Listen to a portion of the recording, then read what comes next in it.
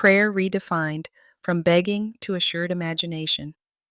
Most people are taught to pray like this: ask hard enough, be good enough, hope someone up there notices and says yes, so prayer can become a map or panic button pressed only in crisis, a bargaining session.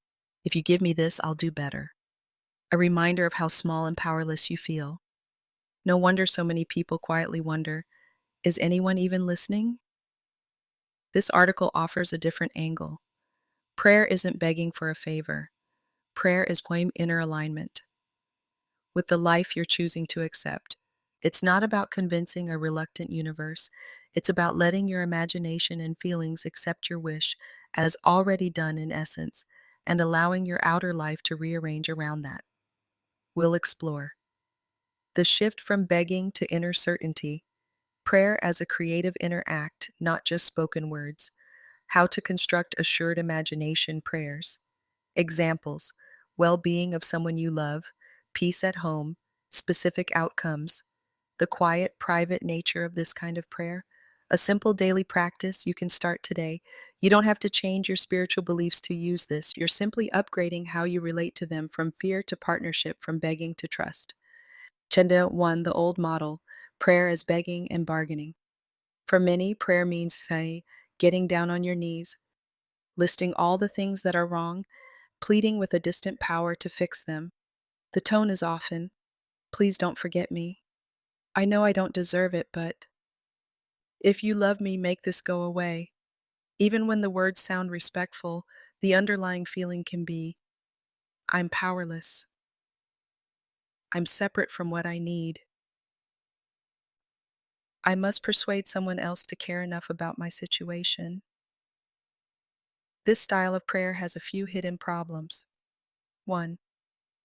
It reinforces the idea of separation. You and what you want feel far apart. You feel like a beggar at the door of your own life. 2. It makes your sense of worth conditional. If the prayer seems answered, you feel favored. If not, you may feel punished or ignored. 3. It keeps you focused on lack. You're staring at what's wrong, feeling it intensely, and repeating it sometimes daily. It's no wonder that this kind of prayer can lead to exhaustion and quiet resentment, even if you're devout or sincere. There's another way. 2. A new lens: prayer as assumed fulfillment. Imagine prayer not as a plea, but as a decision to inhabit a new inner reality. Instead of, please change this, you move into, inside, I am now living as someone for whom this is already resolved. This doesn't mean you deny what's happening. It means you acknowledge the situation. You do what you reasonably can in the outer world.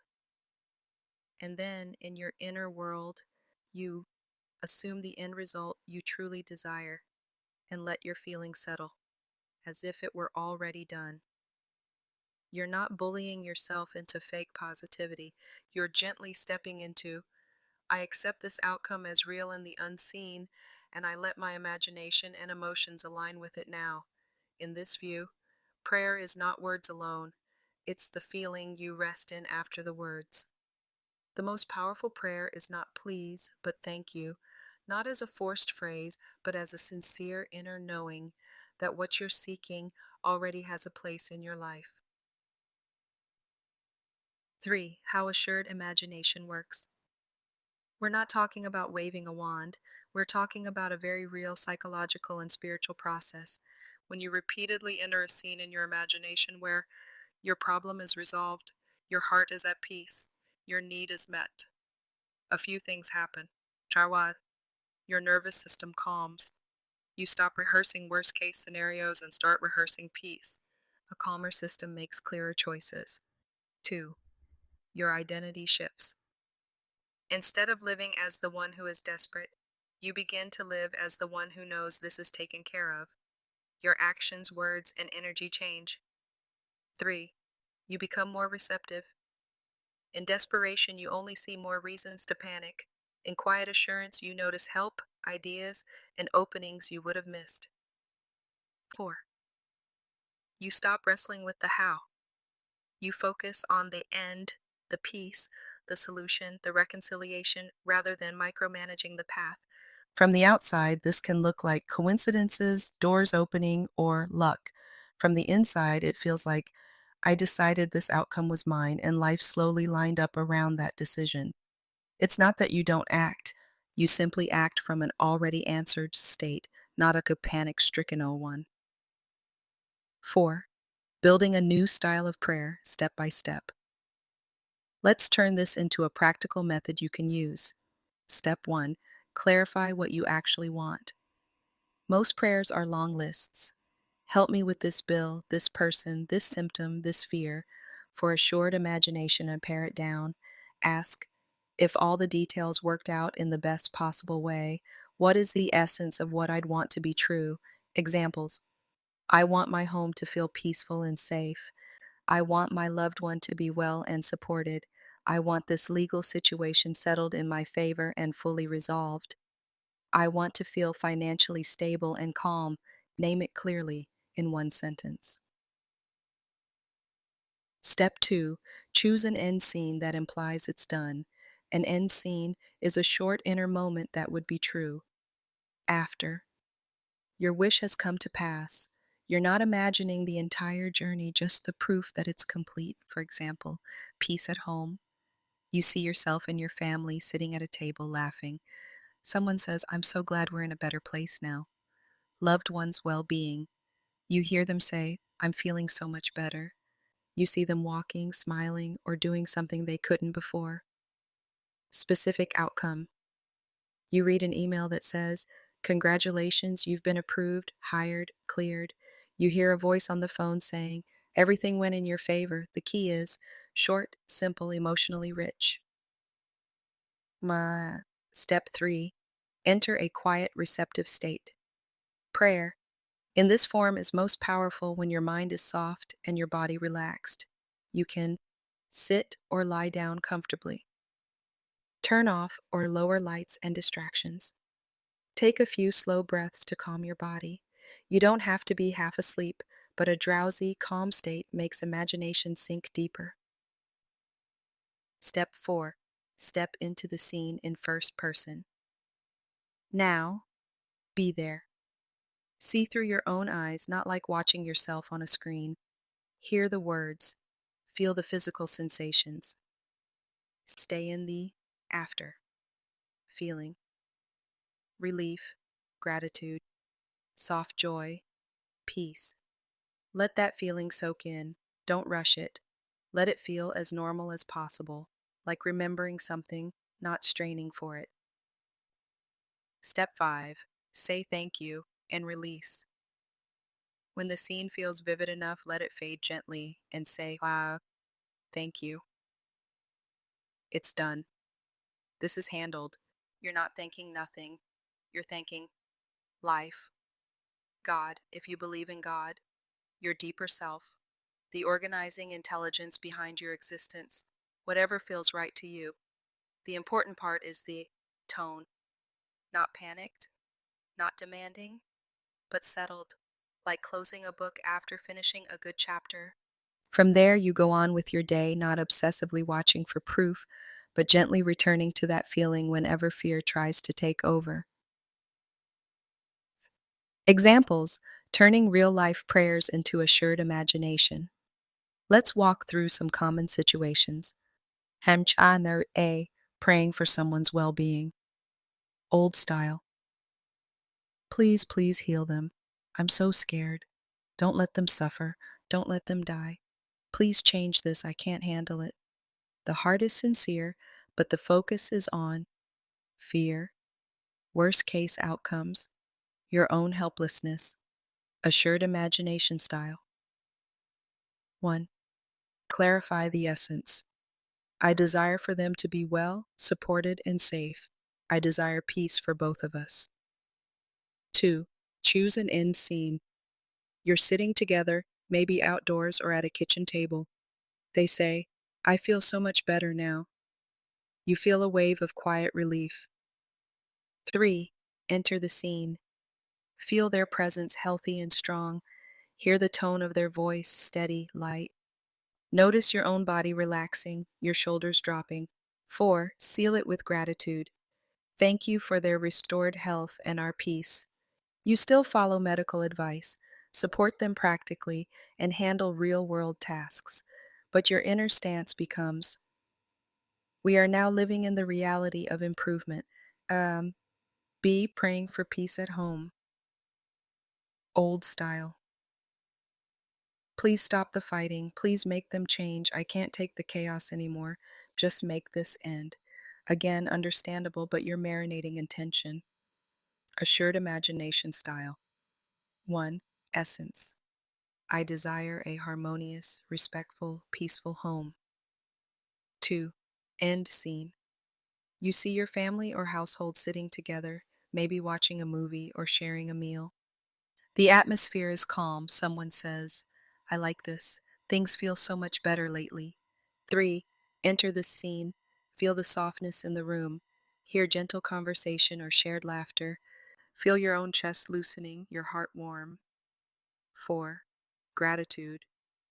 Thank you for the peace in this home. Thank you that our home is now a place of safety and love. Then, from that inward state, you may communicate differently. You may set new boundaries. You may decide to seek counseling or make practical changes. Your inner prayer guides your outer behavior. C. Praying for a specific outcome. Let's say you want a job, a promotion, a case resolved, and approval. Old style. Please let them pick me. Please make this go through. I've messed up so much. Please fix it. You feel small, desperate, and dependent on others' decisions. Assured imagination style. 1. Essence. I desire a favorable outcome that truly supports my highest good. 2. End scene options. You're reading an email headed, Congratulations, or We're pleased to inform you. You're on a call. A voice says, You've been approved. A friend hugs you and says, I knew it would work out for you. 3. Enter the scene. Feel the stability in your body, shoulders relaxing, breath deepening. Sense the mix of relief and excitement. Think, of course, this fits. This is right for me. 4. Gratitude. Thank you for this outcome and the way it supports my life. You still prepare for the interview, submit paperwork, keep deadlines, but you do it with the quiet expectation. This is already moving in my favor. And if for some reason the answer is no, your inner stance remains, something aligned with my ultimate good is coming, this or something better. That keeps you from collapsing back into the state of rejected and hopeless. 6. The quiet, private nature of this prayer. One of the most beautiful aspects of this form of prayer is how wide private it is. You don't have to post about it, explain it, get permission for it. No one has to know when you're imagining your family in harmony, seeing your loved one well, hearing you're approved in your inner world. You can be in a crowded room and still be in prayer. You might sit on a bus, eyes open, quietly resting in an inner scene of success. Stand in line at the store, breathing slowly, repeating, Thank you that this is already resolved. Lay in bed, eyes closed, hearing all clear from a doctor in your imagination before the appointment even happens. It becomes less of a performance, more of a conversation between you and the deeper intelligence within you. Whether you call that deeper intelligence God, spirit, higher self, the subconscious, life, doesn't matter as much as the feeling. You are not alone. Your inner alignment is heard. 7. Addressing doubt, delay, and unanswered prayer. Even with this new understanding, you will still face doubt, delay, outcomes you didn't want. This doesn't mean you failed or that prayer is pointless. Let's handle these with honesty and compassion. When doubt comes, doubt is normal. You are human, not a machine. When doubt says, This is silly, nothing's happening, you're just making this up, you can respond inwardly. Of course you're scared. That's okay, we've been disappointed before. But we're trying something different now. We're allowed to hope differently. I don't need to feel 100% certain to take the next breath and trust. when it's taking longer than you hoped. Time can feel brutal. You might think, if it were really done, I'd have it by now. Remember, circumstances plug into each other. People have their own pathways, growth and healing. Some answers come quickly, some unfold step by step. Instead of using the delay as proof against you, try. Even when I can't see progress yet, I trust that things are moving. I will keep returning to my end in imagination and living from it as best I can. When the answer seems to be no, sometimes, the relationship doesn't come back, the job doesn't pan out, the outcome is not what you begged for. This is deeply painful. This is where spiritual guilt can creep in. If I had believed more, this wouldn't have happened. That's not a helpful or loving thought. Instead, gently consider. I asked for what I wanted. Life answered in a way I didn't like. Maybe in ways I don't see yet. This is redirecting me towards something or someone more aligned. I can still choose to believe that I am guided and held, even here. From the standpoint of assured imagination, you can still pray. Thank you that even in this, I am being led to my highest good. Thank you that my story does not end in loss, but in a deeper kind of wholeness and peace. This doesn't erase grief, it gives you a direction inside it. Chapter 8. A daily practice, prayer as an ongoing inner atmosphere. You can turn this way of praying into something simple and sustainable. Morning, setting the tone. 1. One clear desire for the day. Today I choose peace in my home. Today I choose to feel guided in my decisions. 2. One brief end scene. Imagine yourself tonight in bed whispering, "Today really felt supported." 3. Grateful close. Thank you for this day and the ways I'll see your guidance. During the day, flash prayers. Whenever tension spikes, take one slow breath. Silently bring up your end scene. Your loved one smiling and saying, "I'm okay." Your home quiet and warm. That approved, resolved, healed moment. Whisper inside, "Thank you, it is already moving into place." Then continue what you were doing with a slightly softer heart. Evening, review and rest. Gratitude scan. List 3 things from the day that felt like support, however small. 2. Gentle revision. If there was a rough conversation, imagine it going a bit better, or imagine yourself responding with more calm and love. 3. Sat's prayer. Get drowsy. Step into your main end scene and rest there. Let your last feeling before sleep be one of answered rather than begging. Night after night, day after day, this shapes the atmosphere of your life. 9. You are allowed to pray as if you're loved. At the heart of this redefined prayer is a radical idea. You are not a beggar on the doorstep of your own life. You are allowed to pray like someone who is already loved, already heard, and already connected. That means you don't have to prove you're worthy. You don't have to punish yourself for feeling afraid. You don't have to perfectly control every thought. You are simply invited to. Choose an inner inn that feels true to your heart. Visit it with imagination and feeling. Say thank you as if it is already held for you. Walk through your day taking practical steps, guided by that quiet knowing. Over time, something shifts. Your prayers become lighter, quieter, more trusting. Your nervous system relaxes out of constant emergency mode. You start to see real-world changes, sometimes small and steady, sometimes sudden and surprising. Most of all, you begin to feel, "I am not alone. I am in conversation with a deeper wisdom, and my inner world truly has power." That is prayer redefined, not begging at the door, but standing inside the house of your own being, speaking from the place where your desire is already held, already known, already embraced, and letting life unfold in alignment with that inner truth.